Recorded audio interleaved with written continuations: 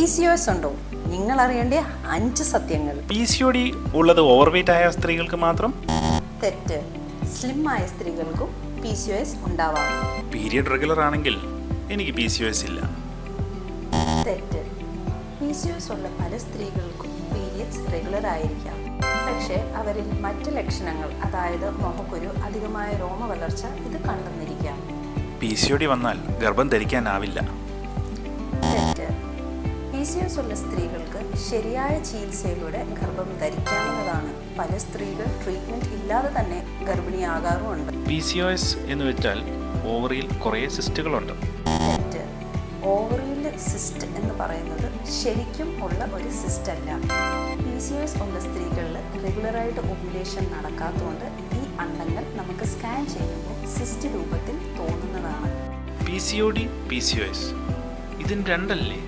തെറ്റ്. ഇത് രണ്ടും ഒന്ന് തന്നെയാണ്. PCOSന്റെ പണ്ടുള്ള വലിപ്പേരായിരുന്നു PCOD. കുറേ രോഗലക്ഷണങ്ങളുള്ള സിൻഡ്രോമായിട്ടാണ് നമ്മളിപ്പം ഇതിനെ കാണുന്നത്. മെയിനായിട്ട് ഇതിൽ നമ്മൾ കാണുന്നത് ഇറഗുലർ ഓവുലേഷനും കുറേ ഹോർമോൺ ഇംബാലൻസസും ആണ്. തെറ്റിദ്ധരിക്കേണ്ട, സത്യങ്ങൾ അറിയുക. നിങ്ങൾക്ക് സംശയങ്ങളുണ്ടെങ്കിൽ എന്നെ കോൺടാക്റ്റ് ചെയ്യുക. ഞാൻ doctor Leeja Samuel, infertility specialist, Lifeline hospital, കൊല്ലം.